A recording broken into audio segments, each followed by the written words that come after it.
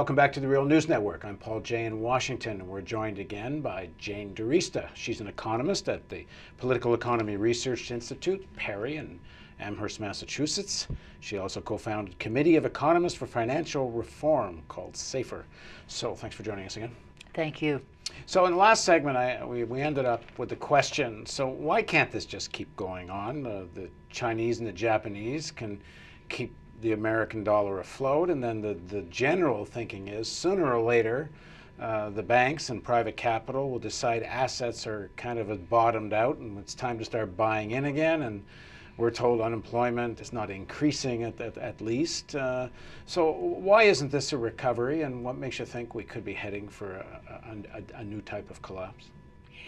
Again, it's a system that is based on the fact that the key currency country, whoever that may be, happens to be the U.S. now, has got to be the importer of last resort. And we have an economy that cannot afford that level of imports to keep the global system going. The banker function of the U.S. out of Wall Street, as it were, with the money coming in to the country and then being much too much for our own economy, being then sent out to the rest of the world, that has stopped. Trade, the fall in trade and the volume of global trade is much worse now than during the Great Depression. So to get that trade going again, in order for other countries not to fall into deeper depression, then we have to change the system.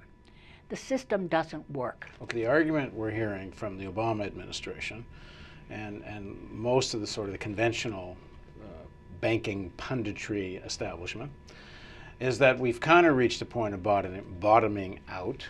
The private capital employers are starting to produce again, employment's starting to go up a little bit. People think assets are close to or have reached as low as they're going to go, so it's time to start buying again. In other words, we're at the end of a normal cycle of recession, and that if this starts again, then the United States can once again become the great global consumer. So what's wrong with that? What's wrong with that is that we are at historically high levels of debt as it is. We can't go further. And I think you see that the American consumer is at a point where he's not buying. I mean, a little bit, yes, but more saving. The problem with writing those checks out that the Treasury did was that people put them in their bank accounts. They didn't spend them. They can't spend. Do they know where the next job will be? Or they've paid off debt with them. All right, so they pay off debt, which they have. You mentioned China. So the word is out. Oh, it's their fault. They keep their currency artificially low. Yes, artificially low, and they need to raise the value of their currency. The problem for them is same as it would be for the euro area. They don't want to play this role. They know what happened to the United States. No, thank you. They don't want to have their currency out there where everybody has to sell them goods in order to earn their currency, in order to buy all the things in the global economy that they need and don't produce at home. There's one other hypothetical alternative, at least in the short run, but not one that I think is going to happen. But it's not like there isn't a lot of wealth that's come into the United States.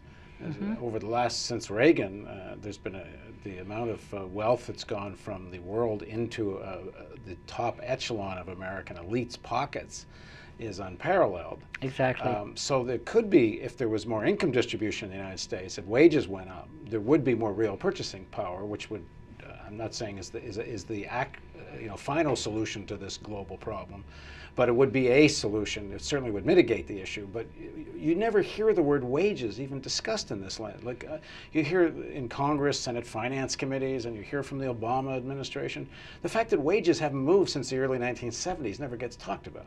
And it is a big problem. I mean, we have an unfair distribution and uneconomical distribution because people do not buy the things that are being produced. The U.S. cannot import at the level that it did before and will not be able to until you fill that number of jobs that have been lost.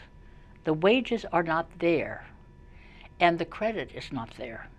So part of a solution is a new global financial regime. A global clearinghouse, which is a platform suggested by John Maynard Keynes back in the 1940s when we got into Bretton Woods. We didn't take his ideas, but many people have held on to them over the years. The idea of a global clearinghouse, if you will, is that it would operate at the global level like a bank. It would take checks and clear them against balances that are held by countries with the clearinghouse. So, if I write a check to you in my currency and you take it to your bank, it goes to your central bank, that goes to the International Clearinghouse and gets cleared there against the balance that that country that has, and the money comes back to you in your own currency. So how in fact are they going to decide what a currency is worth? Because people are saying gold, if you have some kind of market mechanism based on precious metals. But this would be a market mechanism in the sense that if I have, as a country, an account in the clearinghouse and it gets run down, then obviously my currency loses value. This exchange bank is keeping track of how much you're buying and how much you're selling. And how much is going in, how much is going out. It's clearing the checks. Yes. If you're in deficit, your exchange rate goes down, and if you're in surplus, your exchange rate goes up. So there's some kind of measurement about the actual strength of your economy. Exactly. So it's not a decision by a global authority on these exchange rates. It's a reflection of what's actually going on in the markets. What would the effect of this be on the U.S. dollar and the U.S. economy? It would be hopefully a neutral effect in the sense that the U.S. would find itself in a situation in which the value of its currency could go down without disrupting the world. Now, right now you think it would go down given the enormous trade deficit. Yes. If this is a measurement of trade in and out, it would go down. Right. But if we no longer are buying as much from the rest of the world, then we might be buying more from ourselves. And so this could be a spur to domestic production. Exactly. And that would be an ideal situation. Okay, so we'll talk about more solutions with Jane Arista on the Real News Network.